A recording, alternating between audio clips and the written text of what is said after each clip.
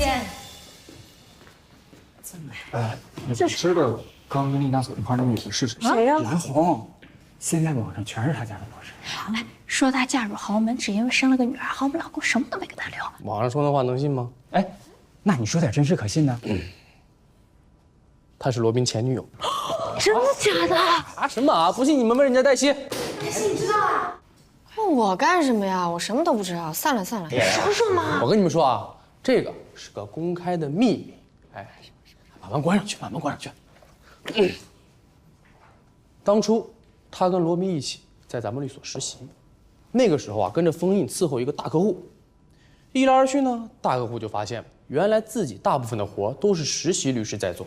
那再一来二去呢，这个大客户算了笔账啊，如果他能把这个姑娘娶回家，那不仅是给自己省了一大笔法律顾问费用，而且还能给自己生儿育女啊，一石二鸟，两全其美。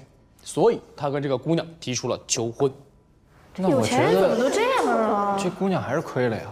人都知道你冲人钱去的，能防着你吗？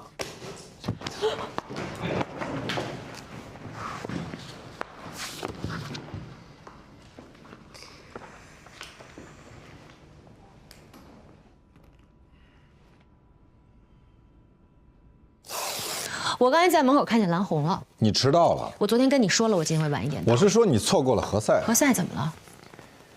他今天戴着一副大墨镜来上的班。你问他了吗？啊，对，你不能问他。你如果问他的话，他会觉得你在嘲笑他，幸灾乐祸。你确实不是合适的人选。而你是，至少比你合适。一会儿我去找他聊聊。你为什么不现在去？因为我现在要先跟你聊聊。我一切都很好，你应该先去关心何塞。你知道今天蓝红要来。丽娜。好，我不问。反正我只有一句话，你绝对不能做他的律师，接受他的委托，去替他打这个家产的官司。人家并没有委托我。那他来这儿干嘛？上班。什么？你听到了。他来这儿上班。是的。或者用他的话说，付出，重操旧业，东山再起。没错，他是来重操旧业，东山再起，但是他绝对不是来上班的。他穿的那不是上班的衣服，那是战袍。他就是在这儿邂逅的他的百亿老公，他现在成了遗孀，却并没有继承他所预想的巨额财富，所以他又回到这里，想要再邂逅一个有钱的老板，再从当人家法律顾问开始。丽娜，你对蓝红有偏见。你根本就不知道这个世界上有一种生物叫拜金女。不要那么刻薄好吗？我只是不想看到你再受伤害。我知道，不会的。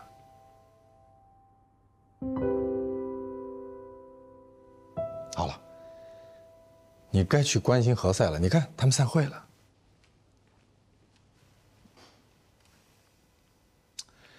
何塞现在真的比任何时候都需要有人关心。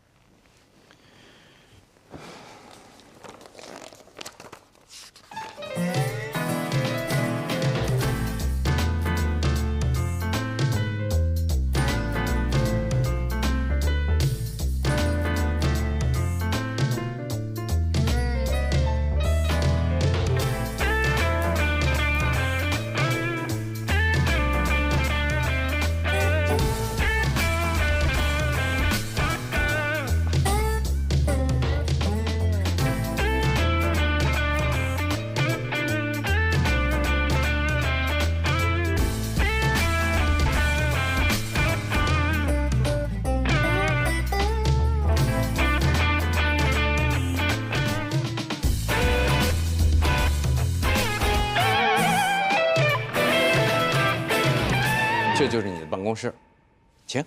把门口的名字换成蓝红就好。是，把高级合伙人这几个字儿刮掉。你知道，这以前是顾杰的办公室。我知道，他离开已经有一段时间了，为什么一直没刮掉？我来了就要把它刮掉。蓝红，我们就不绕圈子了。不能你一来我就让你当高级合伙人吧？您不能这么说话呀！我又不是新来上班的，我跟罗宾、何塞他们一起来到全景，他们现在都是高级合伙人。你嫁人了，他们一直在工作。我也一直在工作啊。我是浩瀚超越的法律总监。浩瀚超越是一家市值100亿的民营企业，我们的产业遍布世界各地，横跨数个领域。我的律师证每年都如期年检的。我不是新来应聘的律师，我只是回到我曾经工作过的律所，继续工作而已。你们应该给我相应的待遇。这几年我也并不是只在家里相夫教子。这间办公室，你知道这个律所有多少人辛辛苦苦一辈子，也没有得到这个待遇。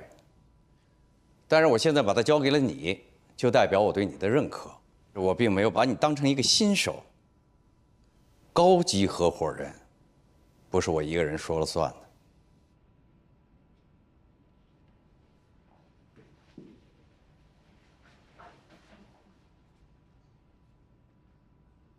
您有这个权利。我不能使用这权利，因为你有能力可以得到它。我要是使用那个权利，对你我都是个损失。对我是滥用权力；对你，是贬低了你自己的才华。我相信，用不了多长时间，你就可以用自己的能力来证明自己。到那个时候，全律所的人都到我办公室来要求你加入高级合伙人的行列，看，这多棒！您真的是我见过的仅次于我丈夫的管理奇才。仅仅管理一个律所真的是屈才了。我全把它听成是对我的恭维吧。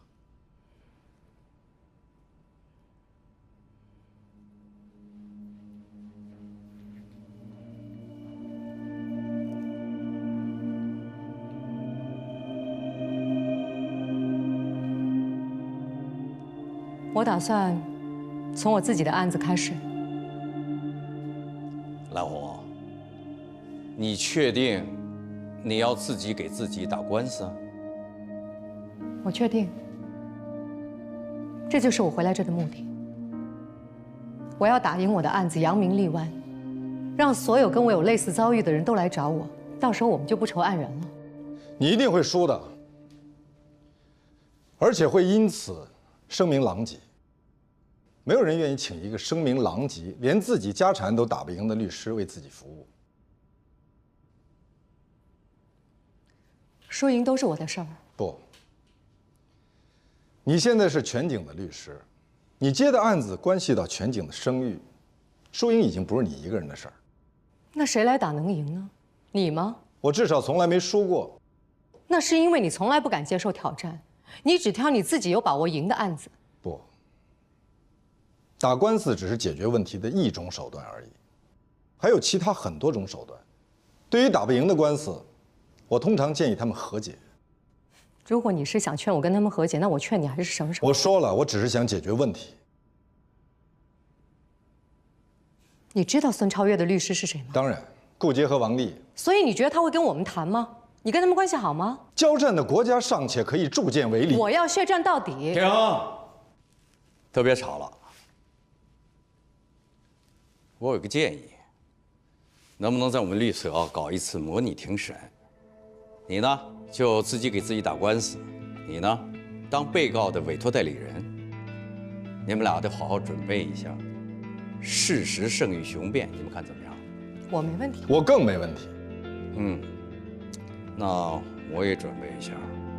我在考虑是不是我要弄一身法袍啊？你把它摘了。我不，谁在办公室里面戴一大墨镜啊？我所有人都在问我何律这是怎么了？为什么在办公室里面还要戴一个大墨镜？我一会儿群发一个信息，我就说我眼睛发炎了。那你还不如在家歇一天呢。谢谢，我不喜欢，我要工作。工作。工作。如果你想找一个人聊一聊的话，你可以找我。丽娜，过来，坐下。我觉得你是不是失恋了？我不确定我是不是失恋了，因为我们俩还没有确定恋爱关系。但是你确定你们俩不会再确定恋爱关系了？失恋有很多种，这也是其中的一种。我想知道，你们是怎么过来的呢？有的人说失恋就像感冒，是说有的人感冒了，第2天就好了；有一些人感冒了呢，就转成肺炎了；还有些人就因为感冒就死在感冒上了。不会的，你只是重感冒而已。重感冒的意思就是你很难受，你头疼，你头晕，你什么也吃不下，你什么也干不了。但是我告诉你，你过1个礼拜就可以康复了。在这1个礼拜之间，千万不要让你的病情加重，比如不要跟感染源重复接触。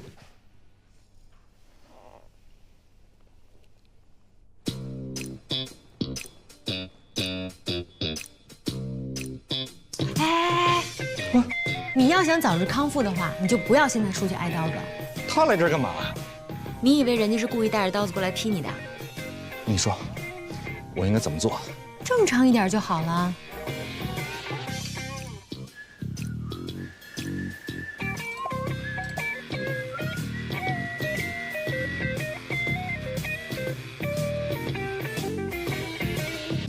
你在这儿啊？别装了，我也是来泡茶的。你手里拿的是咖啡。啊，是咖啡。但是我本来我是要来泡茶的哈。你办公室里面有茶，而且实习生轮番给你泡茶。不，这个是减肥的。这个茶里边有绿茶，有。你怎么知道我办公室里有实习生给我泡茶？我做了尽职调查，你调查我？从你发的第1份律师函开始，我就调查你了。好，我们都是成年人了啊，我对你这种严谨、负责的态度啊，非常的赞赏，真的很赞赏。谢谢，职业习惯。那好吧，那我们就说开了啊，我们都不要再伪装自己了。你装着在这里跟我邂逅，是，很不高明啊，被你识破了。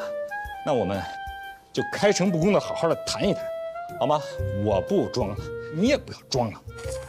我装什么了？你为什么会出现在这里？我是蓝红的助理。你是说你要在这儿上班？嗯，我现在就在做诉讼的准备工作。什么诉讼？权律所，就你一个人不知道。我们需要一些证人证言。丽娜可以作证。我证明什么啊？证明蓝红就是潘金莲，得不到遗产活该。你只需要把你知道的讲出来就可以。你这是要当众击垮蓝红吗？如果现在我不把他击垮，那么未来在大庭广众之下，顾杰和王丽就会把他撕成碎片。击垮蓝红必须我来。我们说好的，我们要强强联手，最佳搭档。你为什么一声不吭就要甩掉我？咱们说好的，你为什么要甩掉我？我没有甩掉你。那你们为什么在这偷偷开会，不告诉我一声？我们只是在讨论模拟庭审、模拟辩论。那也必须得有我，我得跟你一起。我们说好的，我没有甩掉你，你也不能甩掉我。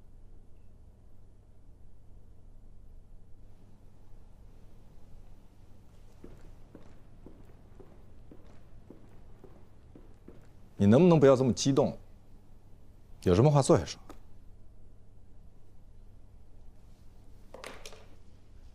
你为什么让兰兰去我们家找我？我没有。那她是怎么知道我们家地址的？是她非要问我你住在哪里。那你就擅自啊，自作主张就把我们家地址给了她吗？难道你要告我一个泄露个人隐私罪吗？那你总应该提前告诉我一声吧。我以为他会给你一个惊喜。如果我提前告诉你，你还会有惊喜吗？嗯？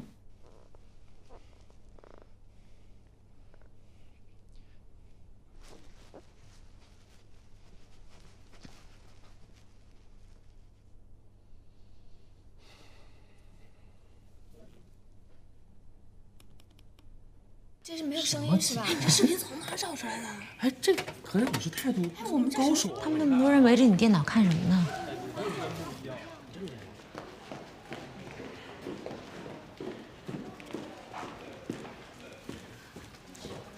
你们干什么呢？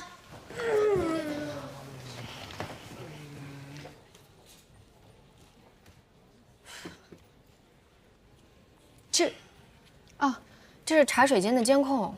我知道这是茶水间，为什么你的电脑上会有茶水间监控的回放呢？其他人的电脑上看不到吗？我还以为所有人都能看得到呢。你跟我过来一下。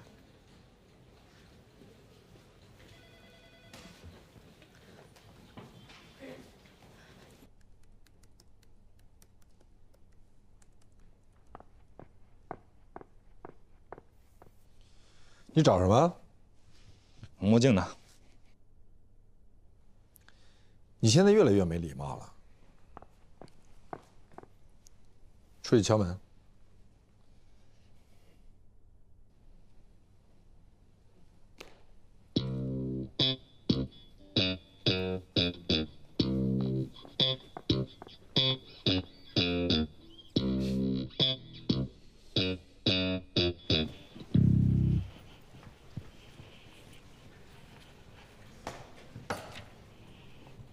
是你吧？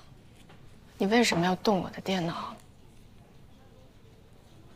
高峰让我弄清楚，你为什么在这个律所里是一个特殊的存在。你别问他。哎，小雨。哎，好嘞啊，等会儿见。哎，要么我叫黛西一起去吧。哎，好的好的，拜拜。我请孟小雨吃饭，咱一起去啊。我去不了。你呢？吃饭去。啊，不了不了，我也有事儿。你真不去啊？啊，那行，那我自己去了啊。走了，拜拜。我真的不能理解你为什么要激怒何塞。我没有，我真的没有，是他跟我提出了我根本不可能答应的要求。他的要求真的不过分，确实不过分，但是他现在的状态，确实不是一个律师的状态。又不是真的法庭，只是模拟而已。模拟也不行，他会当众出丑，成为大家的笑料。他已经是大家的笑料了。主任，你们在说谁是大家的笑料？我们在模拟辩论，你们在议论何塞，我们在关心同事。我认为啊，你应该跟何塞模拟辩论。您答应他了？是啊，你们俩都是被告的委托代理人。为什么？他今天特别激动，他告诉我，我要是不答应他，他马上离开律所。他这是威胁，您更不能答应他。已经决定了，我不是来征求你的意见，我是告诉你，去找何塞，他在办公室等你。为什么不是他来找我？你们俩都不是小孩子了，咱说我也不是你们的家长。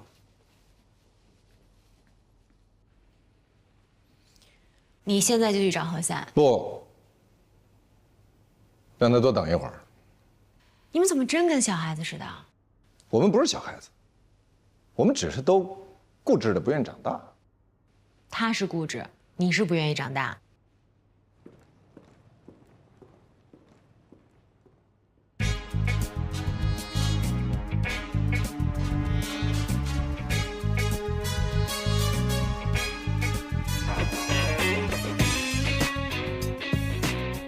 我是丽娜，我知道，你负责行政，行政一姐，单身未婚，无男友，无相亲对象。事实上，你负责罗宾的行政，我不归你管的。我只是来告诉你，茶水间里有监控。鉴于你也是蓝红的助理，也请你转告他一下。不好意思，我跟你不是一样的助理。我有律师执业证，可以独立接案。之前你在浩瀚超越有一间很漂亮的办公室，可是有一天，你的门禁卡刷不开门了，你以为是卡坏了，然后你找人来修，结果卡没有坏，是你被辞退了。你听谁说的？路人皆知。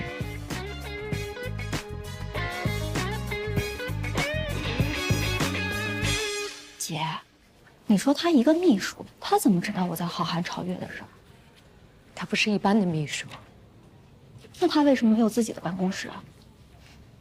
他可能之前从来没想过，一个助理或者秘书也可以有独立的办公室吧？怪不得呢，心里面不平衡。兰兰，你刚来要低调。我没有办法低调的。我呀，来这儿以后，所有人都知道我。我估计他们也在想，为什么我一来就有一间自己的办公室？大家都是助理，为什么他一来就有一间办公室？因为他在世界前10的法学院读过书，有律师执业证，可以独立接案。你是说我没有在世界前10的法学院读过书？难道你读过吗？你这样说话很伤人。丽娜，你不是玻璃心。你刚才说的话足以切割世界上任何坚硬的东西。你是说钻石吗？事实上，只有钻石可以切割钻石，而且切割钻石是一门工艺。我没有在跟你说钻石切割的问题。你刚才说可以切割很硬的东西。我说的是办公室。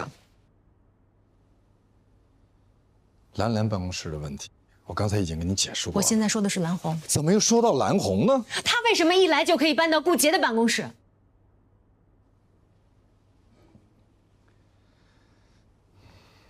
全中国的职业律师已经超过40万，但是涉外律师只有1%，而蓝红就是那1%。据我所知，你也在世界排名前10的法学院读过书，你也考了涉外律师。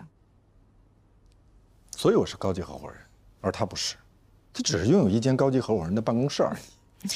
既然蓝红和蓝蓝都是人精，都这么厉害，他们怎么会被别人侵占财产？所以你的结论是：聪明反被聪明误。人家富豪也不是吃素的，早就已经写好了遗嘱，零继承。罗老师，啊，来，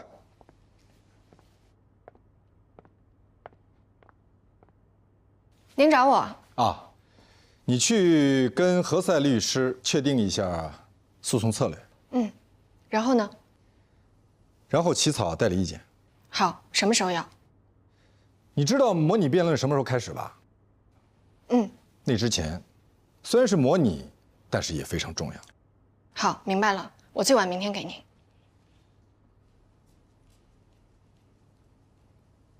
他有点不对劲儿，哪儿不对？心不在焉，情绪低落。你想说什么？你知道我想说什么？我的助理只要有我看中的品质就可以，是我发的薪水。所以大家都在问我，他到底之前是做什么的？他是怎么来的？你就说你不知道不清楚，事实上也是你不知道不清楚。那你知道吗？你清楚吗？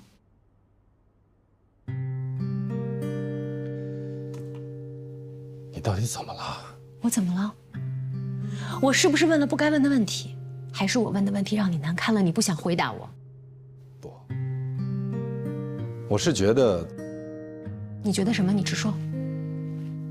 你先是说何塞不正常，他是不正常，在办公室里戴这么大的墨镜，然后又说黛西，说他心神不宁。你的意思是说，真正有问题的人是我？丽娜，从你知道蓝红来上班那天起，对，我就神经兮兮的。我没有必要隐瞒我对蓝红的真实看法，我从来对他没有好感，不是出于嫉妒，是出于政治。我虽然不喜欢孙超越，但是蓝红不配继承财产。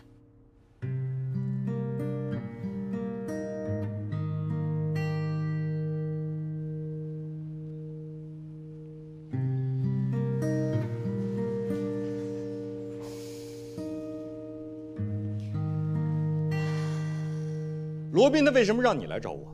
他不亲自到我这儿来跟我商量案子、讨论代理意见和辩论策略？因为我是他的助理，这种事情一般都是我来做啊。我也有助理啊，你去跟我的助理谈啊。可是您的助理范小天已经离职了，被顾杰老师给带走了。你说的不对啊！第一，范小天他不是离职啊，他是被要求辞职，他犯了很多他不应该犯的错误。第二，顾姐本来要带走他的助理高峰啊，但是高峰很优秀，他被我留下来了，所以他现在是我的助理。可是他现在不在座位上。他跟我说了，他去见你的大学同学啊，你不用挑拨我跟高峰之间的这个助理关系。何塞老师，罗宾老师让我明天务必要把代理意见给他。那又怎么了？跟我有什么关系吗？是不是我哪里冒犯您了？如果我哪里冒犯您了，我跟您道歉行不行？对不起了，何塞老师。你起来！我讨厌你跟我差异化对待，知道吗？对于我来说，差异化对待那就意味着歧视我。我没有差异化对待啊。你对待罗宾跟你对待我是两码事儿，这一点无可争议。是，但是因为罗宾是我的老师，而且又是我的老板，您们同时给我布置任务的时候，我要优先完成他的。但这不代表我不尊重您啊，是不是？我就想知道一件事儿啊，你来我们这儿工作之前你在工作什么？你的职业是什么？啊，罗宾他是否知道？如果他知道的话，那么我要求同等的待遇。我学过心理学，我本来是想要考心理咨询师的。那是什么原因你没考呢？说不定我以后会考啊。啊，那好啊，因为心理咨询比法律咨询对于你来说更适合你，因为那就不存在输赢了啊。人生如果太计较输赢，是会得心理疾病的。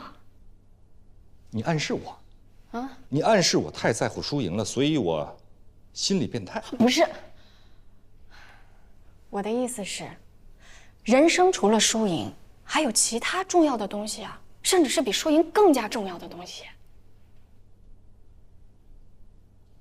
比如呢？比如说得到别人的认同感。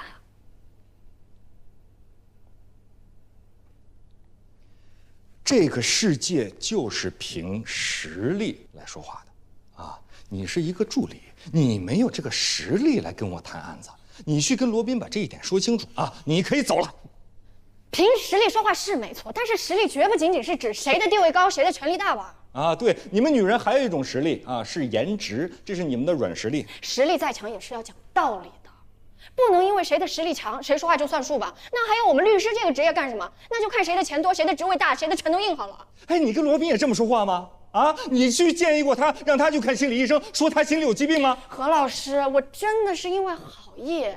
我建议您去看心理医生，真的不是因为您的心里有疾病。很多人他们去看心理医生，是因为希望心理医生可以帮他们缓解痛苦、缓解压力。那是女人和弱者需要的。那男人和强者呢？是默然忍受命运暴虐的毒箭，还是挺身反抗这世间无涯的苦难，用斗争将他们扫清？这两种行为，哪一种更高贵？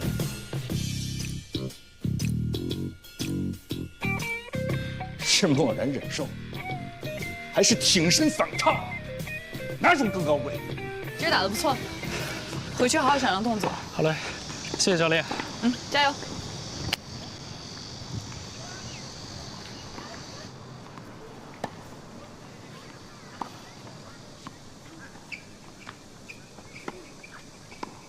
嗨，你是来向我求爱的吗？我是来找你了解一些情况的。丽娜猜到你会来找我，她还告诉我你想知道什么。那你能告诉我吗？那你可低估了我们女人之间的友情。应该说我高估了你们之间的理性吧。我有一点点不能理解你的理性。蓝红不是你的前女友吗？她能不能继承遗产，跟你有什么关系呢？你为什么要这样帮她？你的意思是，人只应该关心跟自己有关系的事情。那如果这样的话，律师、医生这些职业都值得怀疑，因为他们绝大多数时间都在干着跟自己不相干服务的事情。非常有说服力。那天我们打球的时候，孙朝野说，他的哥哥已经病入膏肓，不记得人了。我不在场啊。那你能告诉我，你是什么时候知道这件事情的？哪件事情？孙朝野他哥哥不省人事，病入膏肓，不记得人。咱能不能聊点别的呀？我今天来找你，只想聊这件事情。我不想聊。那你什么时候可以跟我聊？我想聊的时候再跟你说。谢谢。不客气。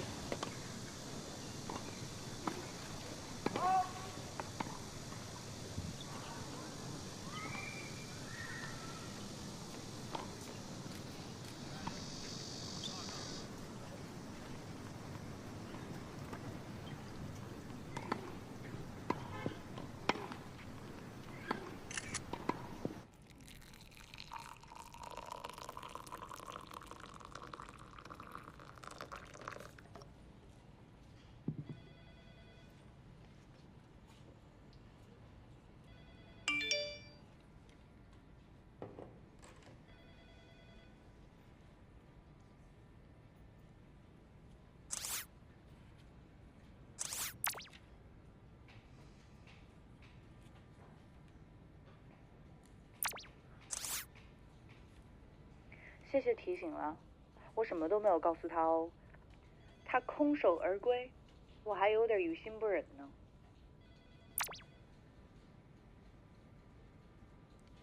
我请你吃饭。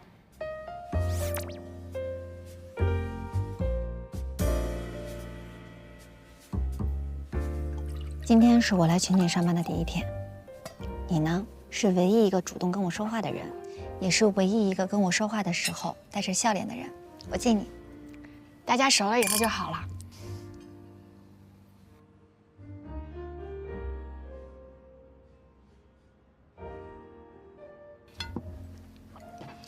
其实我能看出来，他们根本就不喜欢我。你说吧，我也不认识他们，更谈不上什么了解。他们为什么不喜欢我？一整天了，不痛不痒、不死不活的样子。我碍他们什么事儿了吗？服务员，帮我加点橄榄油。好的，您稍等。谢谢。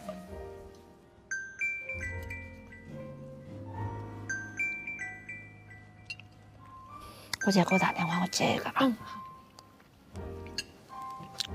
喂，姐，我跟黛西吃饭呢。黛西就是罗宾的助理。你跟妈妈先睡吧，甭管我了啊。我姐这人啊，就怕我被男人骗。其实以前呢，追我的人还是挺多的，后来我姐夫出了事儿以后，就慢慢少了。其实也不是少了，就是鸟兽散，好像都知道我们家出了事儿一样。其实我也跟他们说过，我们家的事儿是因为孙超越欺负我姐，他们表面呢就是一副不痛不痒的话，背后就幸灾乐祸。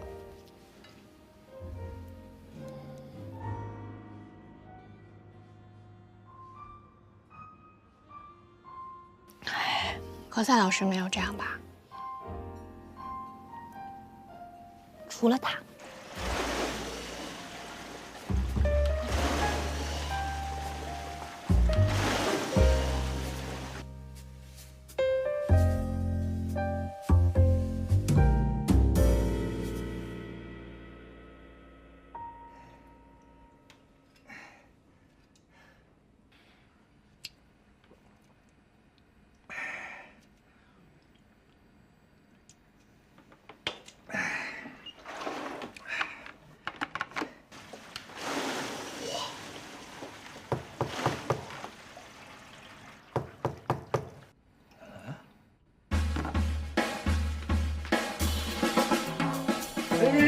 等会儿啊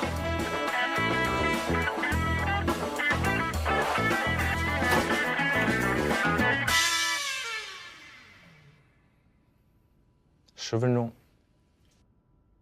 你一个人在家干嘛？还喷香水？你怎么知道我在家呀？你不在办公室就在家，不在家你还能去哪儿啊？我有时候也跟你们一样，我会出去交友的。你没朋友。孤独是一种能力，有很多人想跟我交朋友，但是我不想把短暂的时间浪费在没有营养的社交上。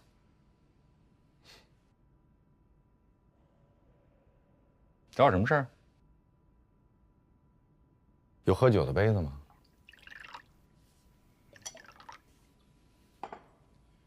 你是来跟我道歉的？就因为我让我的助理去找你，这表明你不尊重我。这表明我尊重你。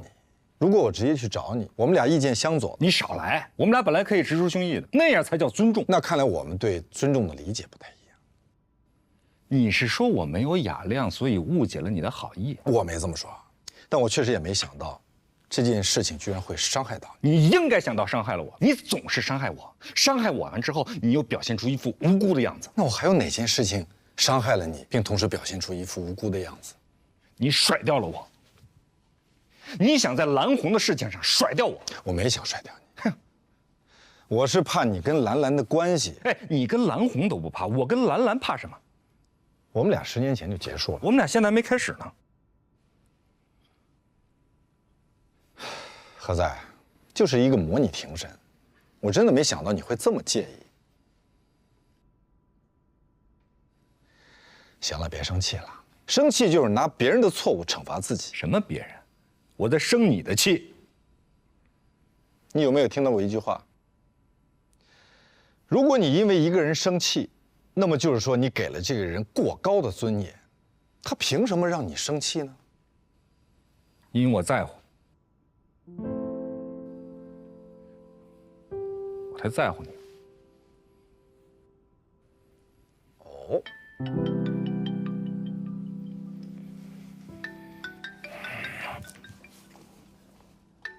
喂。喂。喂。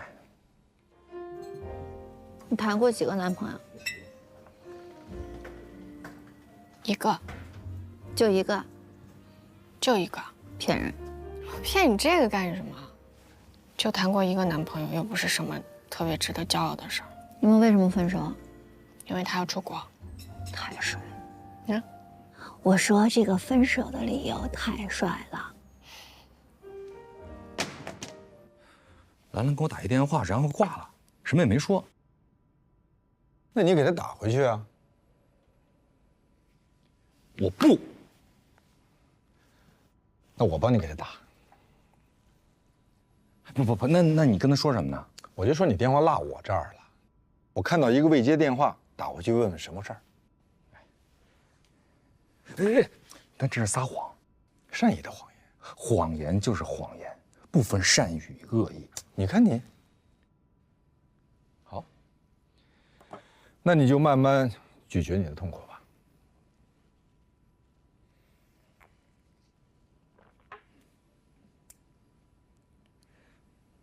你找我什么事儿啊？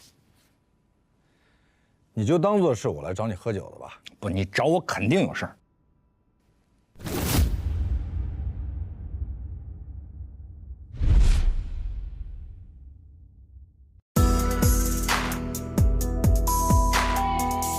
喂。喂。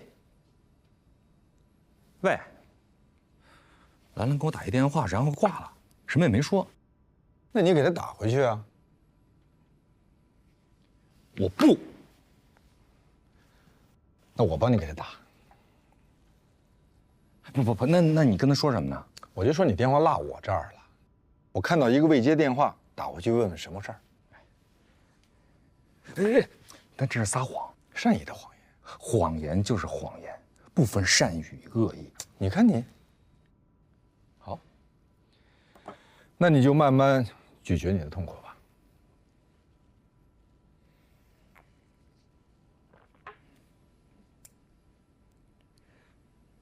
你找我什么事儿啊？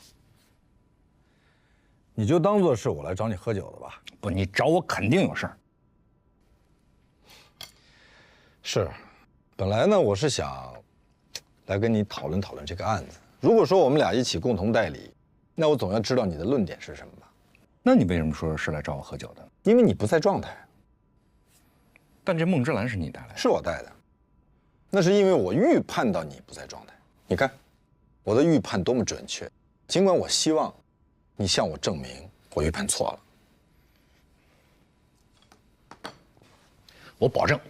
现在我们回到案子上来。你保证？我保证。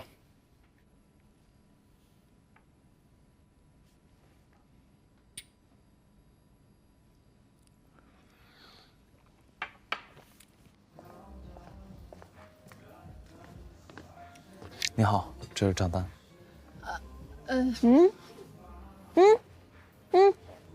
说好的，我来。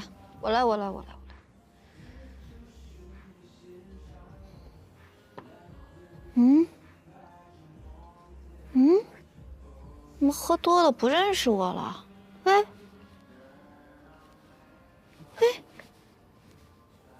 行，我来吧。手机支付可以吗？都可以。那我回去我转给你哈。没关系的。好的。你等会儿，帮我开个发票啊。好的，没问题。浩瀚超越。这个案子的前提你都已经很清楚了。我来想跟你谈的重点就是，我们应该让蓝红意识到，无论如何，由他自己上庭出庭，一定不如把这个案子委托我们好。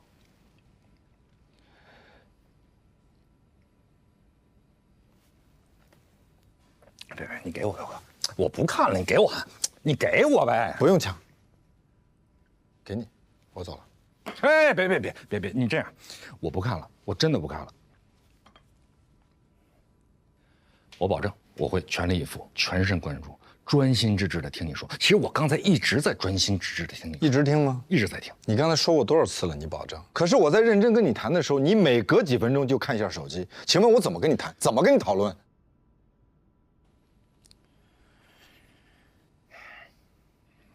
行，那你走吧。我知道你瞧不起我。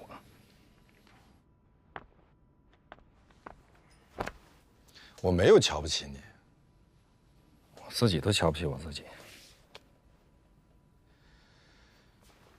何塞，我真的没有瞧不起你，是真的。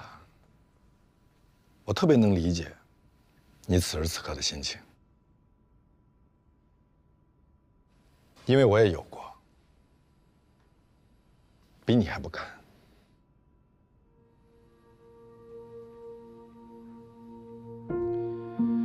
你知道我跟蓝红，当年我们俩都准备结婚了，连婚房都买了。哦，慢点，慢点。啊，是的，慢点，慢点。没催，站稳了啊。就是你自己啊。现在就我一个人。哎，你去哪儿呢？哎，洗手间在那边，那边。慢着点啊。我来了。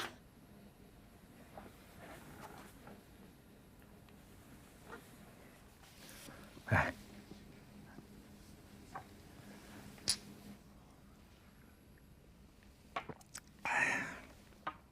那她嫁给孙浩瀚，她都没通知你一声啊？没有。但是他肯定知道，我知道。为什么？因为我是咱们全律所唯一一个没有收到请柬的人。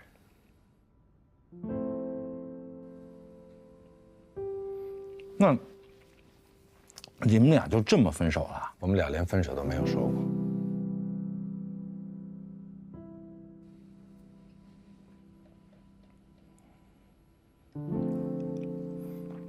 兰兰跟她姐可真像啊，这翻脸比翻书还快，说翻脸就翻脸。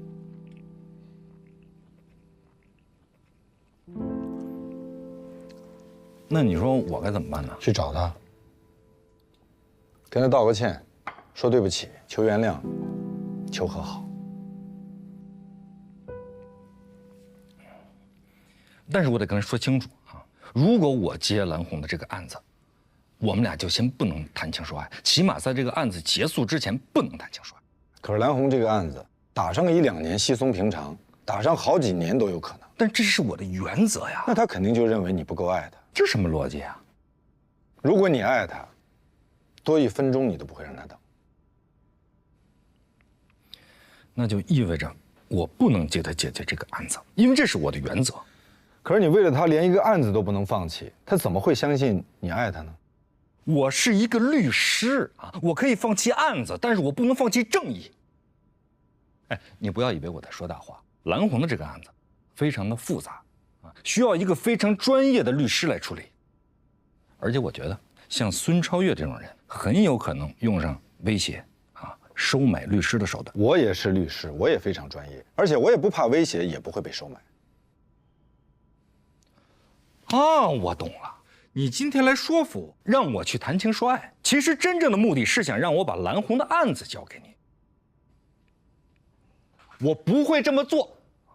对于我来说，职业是第一位的，生命其次。如果一个女人她跟我说要我把生命交给她，她才会爱我，那么好，我可以把生命交给她。但是她如果让我把我视为比生命更重要的职业交给她，那么就算了，不是算了，是休想。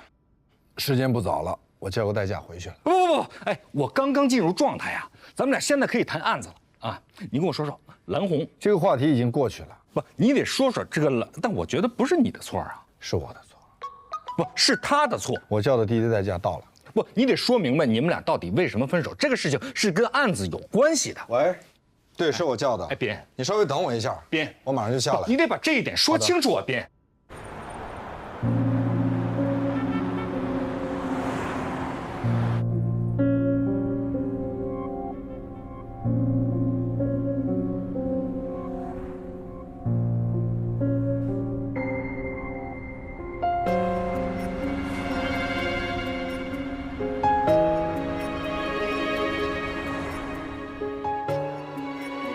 你是不是直接跟人家翻脸来着？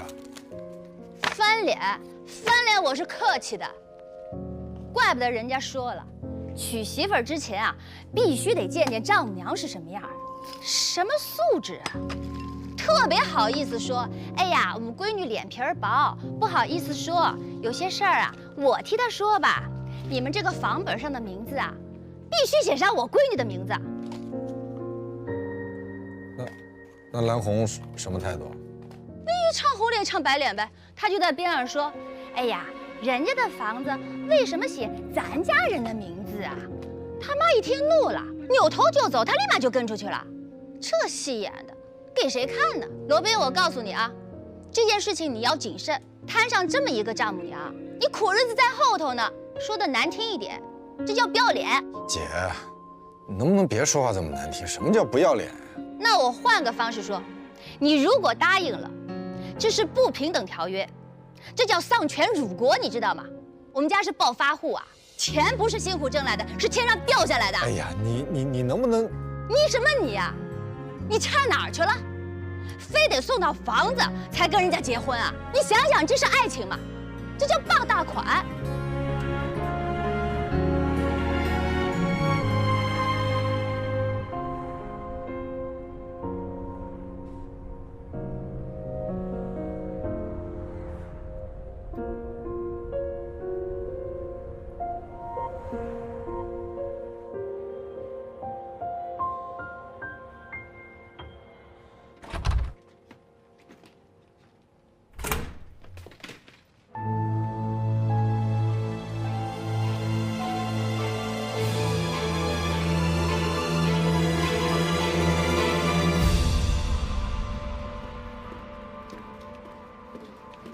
早。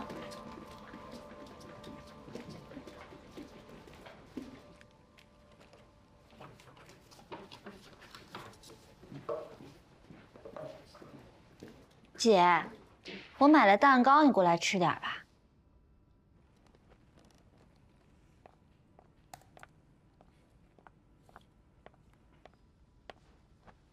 我跟你说啊，我昨天是去黛西家了。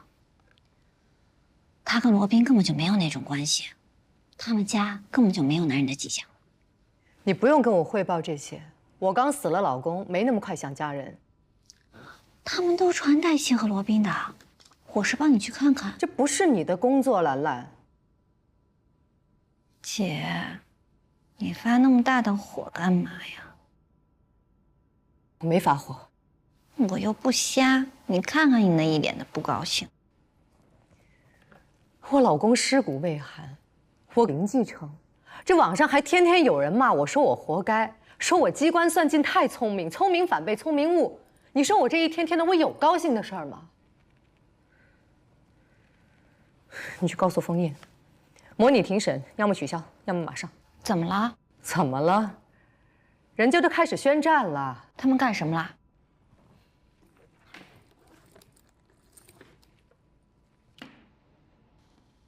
他们怎么还搞这个呀？太无聊了。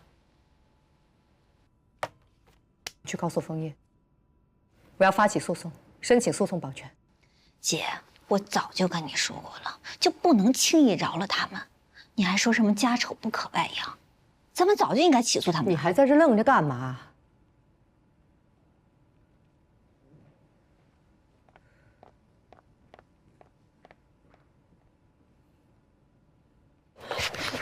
早上好，罗老师，早上好，早上好，不好意思啊，我迟到了。那个，我手机不小心关成静音了，然后我看到您的未接来电，我就想给您回，我没想到我手机没充电，它就自动关机。然后我早上打车打了好久我才叫到车，后来我在中途给您打电话，您没回我。那我为什么没有看到代理意见呢？是邮箱坏了吗？给我半小时啊，不1刻钟，1刻钟我就给你发过来。太晚了。您昨天跟我说的是今天上午给您就可以，上午的概念也就是中午之前，现在才10点半。斌，可以走了吗？你确定可以了吗？我确定。你们去哪儿啊？开庭。战斗。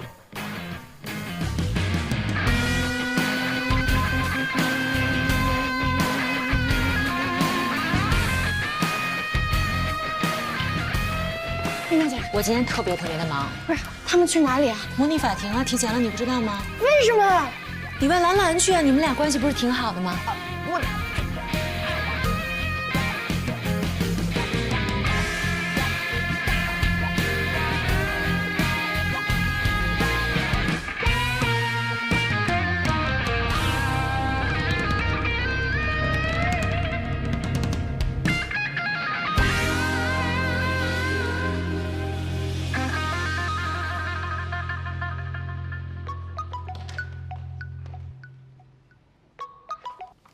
喂，姐。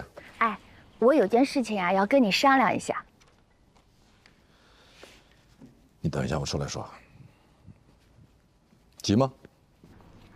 不急，但是中午以前必须要做决定。什么决定？我跟你说啊，就是那个王丽啊，最近一直在联系我。王丽？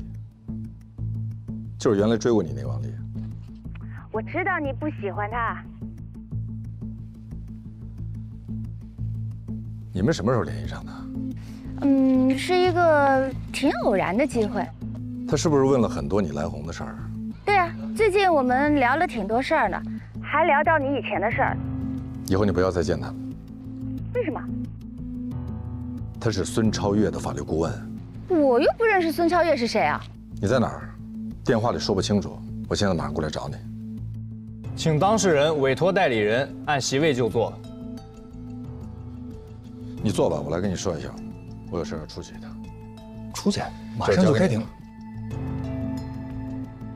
你来配合何塞老师。临阵逃脱，明显不敢面对。请大家肃静。现在宣布法庭纪律。你要去哪儿？大家都在看着你，如果你现在走了的话，就是逃跑。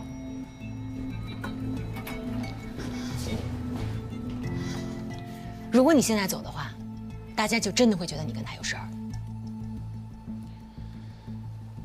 王丽找罗琦了。明白了。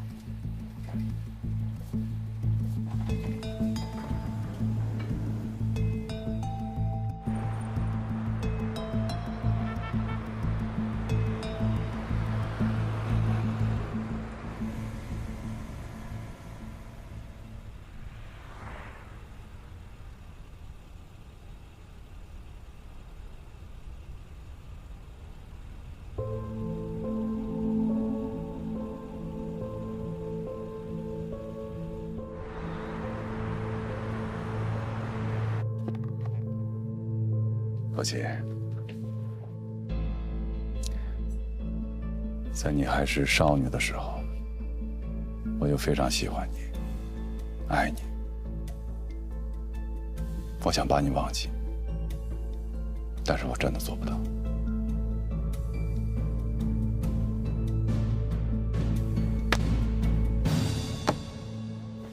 收回你的东西，我不允许你利用罗琦。罗宾，你以为我跟你一样吗？我是跟你不一样，我从来不会像你一样为了赢官司不择手段。那你认为你从无败绩、战无不胜，是因为你的能力强吗？那可能是因为我永远站在了正义的一边。你跟我走，走。我不是18岁，我有自己的判断，好不好？他找你，就是想借你的口说出蓝红是一个薄情寡义、贪图钱财的女人，她不配拥有任何遗产。蓝红不是这样的人吗？我从来觉得就是啊，难道不是吗？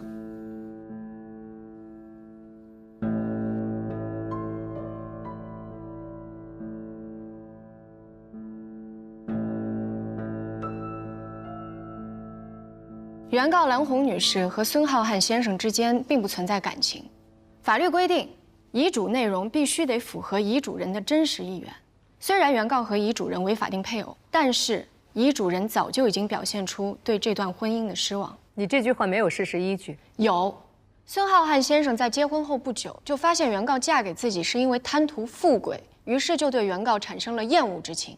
孙先生每日忙于工作，但是连过年都不回家，情愿到弟弟家去和自己的儿子孙然一起过。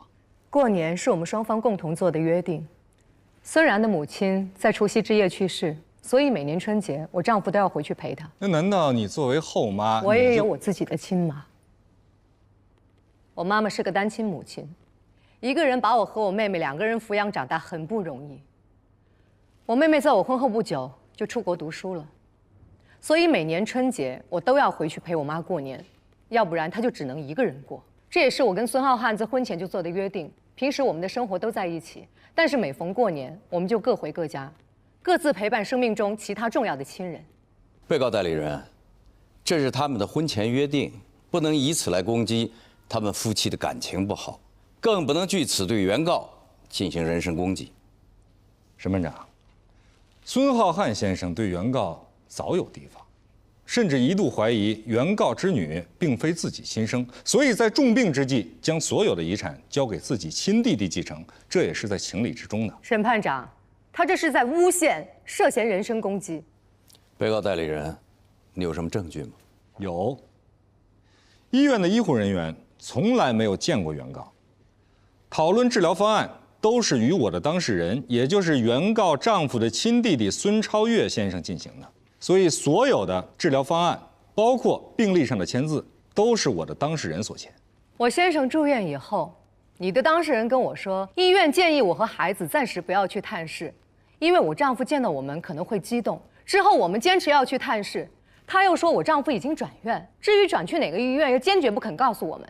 这些我都有证据，我们家保姆都可以作证的。你自己也是律师，你应该很清楚。如果你真心想去医院探望你病中的丈夫，那么我的当事人怎么阻碍得了呢？而真实的原因是，你知道你丈夫并不想见你，而且他的家人知道你是一个什么样的女人。你之所以嫁给一个比自己大15岁的男人，你是因为钱。你在胡扯！我有证据。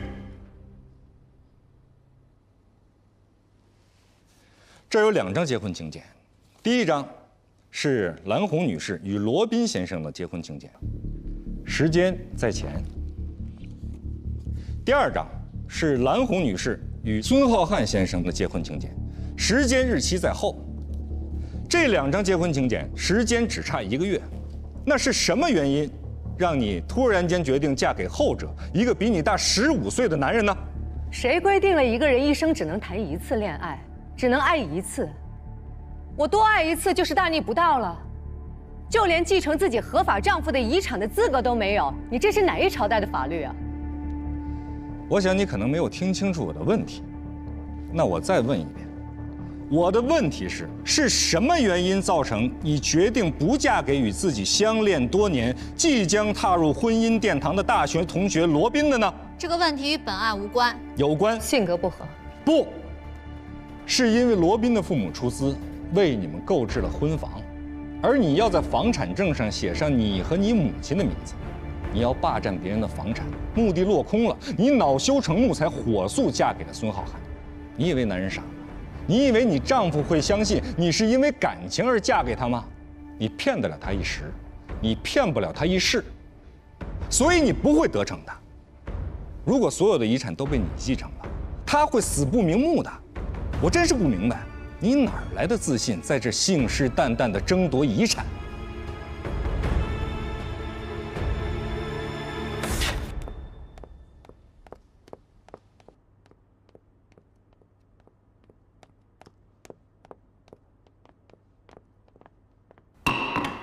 休庭。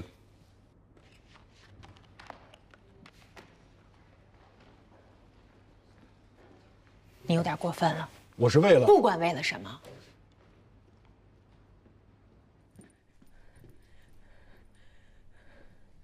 出去。孙超越的律师是顾杰和王丽。出去！你应该明白，顾杰会比何塞更狠。他更了解你的软肋。他那时候是你我的上司，他知道我们俩结婚没有结成，而且后来他参加了你跟孙浩瀚的婚礼。你以为我当初没有嫁给你，是因为房产证上没有我们的名字吗？不管是因为什么，都不重要了。那你也不能侮辱我，尤其不能让何塞侮辱我。罗平，当年我妈被你姐怼得心口疼，在电梯就吃了速效救心丸，这事你记得吧？这件事儿，我们不提了。我要提，为什么不提了？回家之后我就一直劝我妈，我妈直接就跟我翻脸了。罗宾，你有没有想过，我妈为什么会提出那样的要求？这是作为一个母亲对于她女儿未来的担忧和考虑，你想不到吗？她提出的理由难道就真的那么不可理喻吗？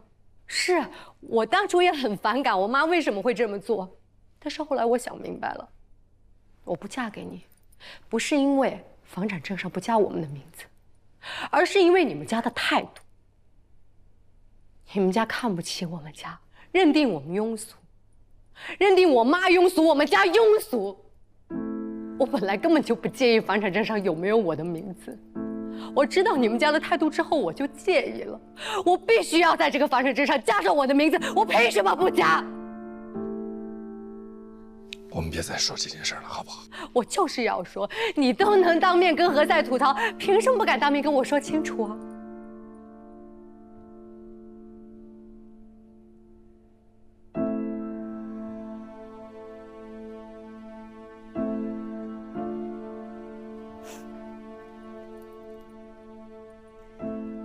怎么不说话？无话可说？哑口无言，还是觉得我不可理喻？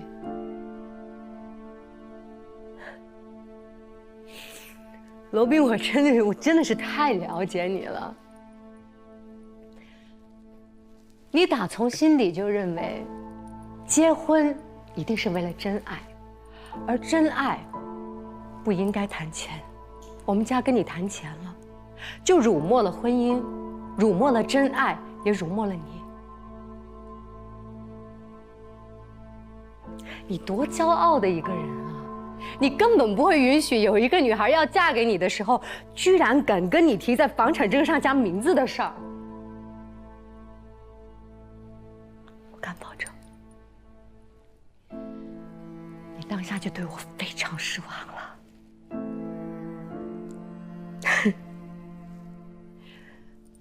因为你失望，所以我也很失望。之后你没有再给我打过电话，我们俩也没有正式说分手，就是因为失望。两个失望的人，不要再因为分手多失望一次了。所以我火速另嫁他人，不是因为钱，是因为失望。失望，你懂吗？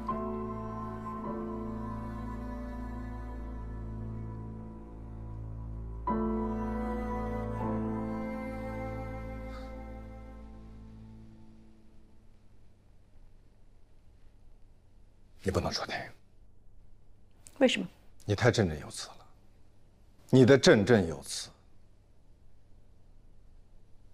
会让别人对你产生反感。无论你多占理，就像你刚才对我那样，咄咄逼人，长篇大论，所以别人一定会认为这个女人太厉害了，太凶了，太爱钱了，所以才会跟她的小叔子去争财产。那是我应得的，他是我丈夫的遗产，我跟我女儿是法定顺位第一继承人，他弟弟不是。我相信，但是他弟弟有遗嘱，你没有。遗嘱继承优先于法定继承。我不相信，我没看见，就算是有，也是假的。所以我才说，我会把法庭辩论的核心放在遗嘱的真假上，而不是你们夫妻感情的真假上。你什么意思？无论谁是孙超越的律师，他都一定会想办法证明你不是个好妻子。你让你的丈夫失望，以至于他在病重的时候都不愿意见到你，所以他才会立下遗嘱，把所有的一切都交给了他的亲弟弟。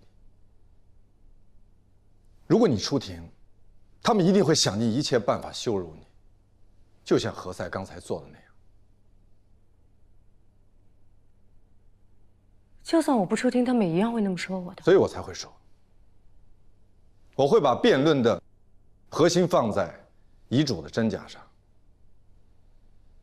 蓝红，我是你的律师，你可以不用出庭，不用面对他们，你应该相信我。